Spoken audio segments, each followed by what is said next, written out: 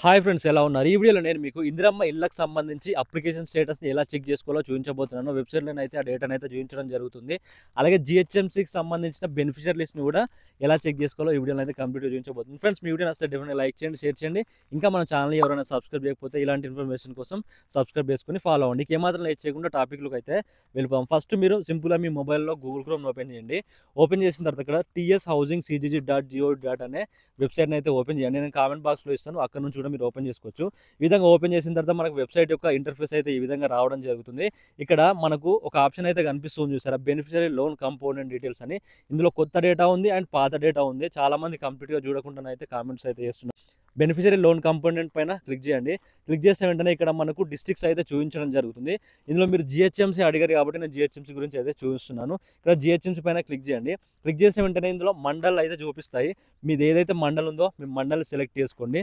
Select చేసుకున్న తర్వాత అందులో మనకు వార్డు అడుగుతుంది, లేదా విలేజ్కి సంబంధించి ఉంటే విలేజ్ అడుగుతుంది. ఈ విధంగా సెలెక్ట్ చేసుకోండి. ఇందులో రెండు ఉన్నాయి, పాత డేటా ఉంది, అలాగే కొత్త డేటా ఉంది. ఇక్కడ ఆన్లైన్ అని ఉంది కదా, ఈ ఆన్లైన్ అనేది 2009 నుంచి 10కి ఆ మధ్య ఎవరైతే బెనిఫిట్ పొందారో వాళ్ళకి సంబంధించిన లిస్టు.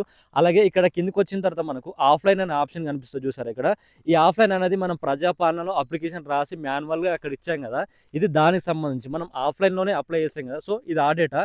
అలాగే మీకు ఇంకా అర్థం కావాలి అంటే ఇక్కడ బెనిఫిషరీ ఐడి ఏదైతే ఉంటుందో ఇది కూడా డిఫరెంట్ ఉంటుంది. ఇది ఎక్కువ డిజిట్స్ ఉంటుంది, ఇది తక్కువ డిజిట్స్ ఉంటుంది. ఈ విధంగా మీరు కంపేర్ చేసి అయితే చెక్ చేసుకోవచ్చు.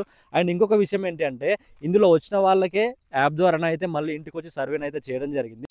అందులో ఫైనల్ లిస్ట్ అయితే మళ్ళీ వచ్చింది. ఆ ఫైనల్ లిస్ట్ కూడా సర్వేని అయితే చేశారు. దానికి ఆధారంగా ఇప్పుడు నేనైతే ఇంకో వెబ్సైట్లోకి వెళ్ళి అయితే ఈ అప్లికేషన్ స్టేటస్ని ఎలా చెక్ చేసుకోవాలో కూడా చూపించబోతున్నాను. మీరు మళ్ళీ సింపుల్గా ఈ వెబ్సైట్ని అయితే ఓపెన్ చేయండి. ఇది రీసెంట్గా లాంచ్ చేసిన వెబ్సైట్. ఈ వెబ్సైట్లోకి వెళ్ళి మీరు మీ స్టేటస్ని అయితే చెక్ చేసుకోవచ్చు. మీ అప్లికేషన్ స్టేటస్ అనేది అందులో మీకు డేటాను అయితే డీటెయిల్స్ అయితే రావడం జరుగుతుంది. ఇక్కడ నేను ఆ వెబ్సైట్ కామెంట్ బాక్స్లో ఇస్తాను, మీరు అక్కడ నుంచి కూడా వెళ్ళి అయితే విజిట్ చేయొచ్చు. ఈ విధంగా అయితే ఈ వెబ్సైట్ని అయితే ఓపెన్ చేసుకోండి.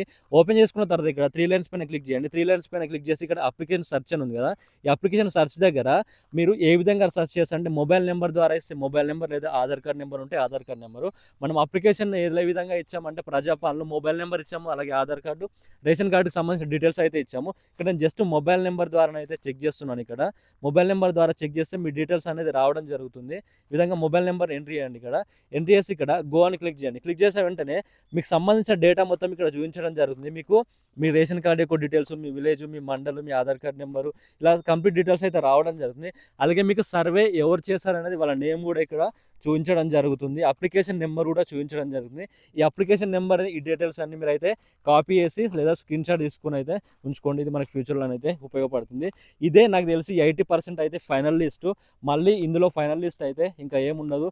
ఇందులో డేటాని అయితే చెక్ చేసుకోండి, మీ నేమ్ ఉందా లేదా, లేకపోతే మీరు మళ్ళీ అయితే అప్లికేషన్ అయితే చేసుకోవాల్సి ఉంటుంది.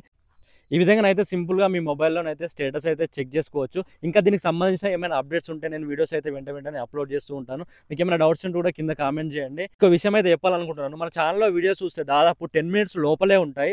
10 మినిట్స్ కంటే ఎక్కువ అయితే ఉండవు. ఎక్కువ కంటెంట్ ఒకవేళ ఉంటే మాత్రమే 10 మినిట్స్ అయితే దాటుతుంది. మ్యాక్సిమం అయితే 5 మినిట్స్, 4 మినిట్స్, 6 మినిట్స్ ఈ విధంగా అయితే ఉంటాయి. ఎందుకంటే నేను సింపుల్గా సోది లేకుండా కంటెంట్ అయితే ఎక్స్ప్లెయిన్ చేయడానికే ట్రై చేస్తాను. నాకు అలా చెప్పడమే ఎక్కువ ఇష్టము. సో ఇలాంటి ఇన్ఫర్మేషన్ కోసం ఖచ్చితంగా మన ఛానల్ని సబ్స్క్రైబ్ చేసుకొని సపోర్ట్ చేయండి. ఇంకా ఫ్యూచర్లో మంచి మంచి కంటెంట్ అయితే వస్తుంది కాబట్టి తప్పకుండా సబ్స్క్రైబ్ చేసుకొని లైక్ చేసి సపోర్ట్ చేయండి. సో ఇది ఫ్రెండ్స్, మొత్తాన్ని వీడియో అయితే మీ వీడియో నచ్చితే డెఫినెట్గా ఇలాంటి ఇన్ఫర్మేషన్ కూడా వేరే వాళ్ళకి షేర్ చేయండి. ఇంకా ఛానల్ని సబ్స్క్రైబ్ చేసుకొని ఫాలో అవ్వండి. Thank you.